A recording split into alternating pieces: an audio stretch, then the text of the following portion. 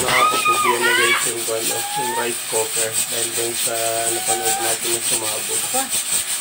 Pero yun guys, lang kailangan huwag niyong buksan ka agad. Pasingawin muna natin siya bago buksan. Kailangan lang natin yung apoy niya.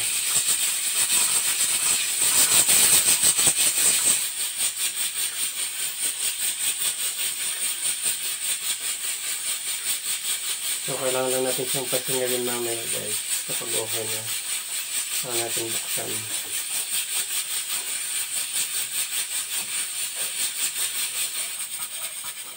So, ayan guys. Pasingawin muna natin siya. Huwag muna natin buksan. Ayan, ganyan na. Lakas ng pressure na kasi. Dapat mawala muna lahat yan. Walang sasabog yan guys kapag biglang buksan.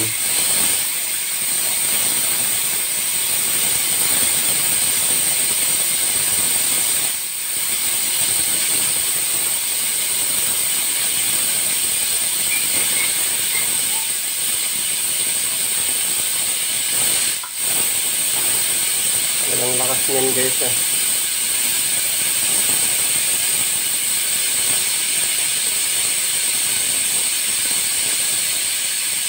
Pero yung pag yung kumukulo tapos bigla mong buksan talagang sabog. Pero yung tagal guys meron pa rin siyang pressure.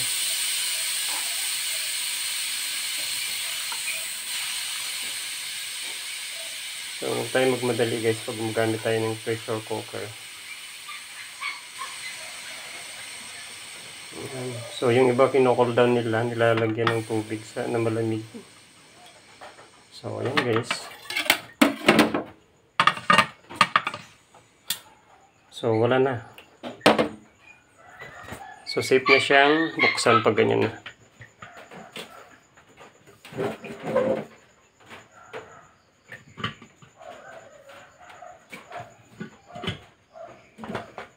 Hawak natin kasi yung phone.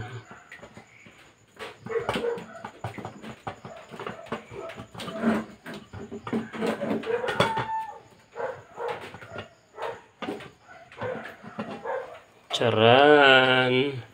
So, luto na yung ating native na manok. Ulam din tayo ng native guys, kaysa mawala. So, ayun guys, safe siya pag ganun gawin natin.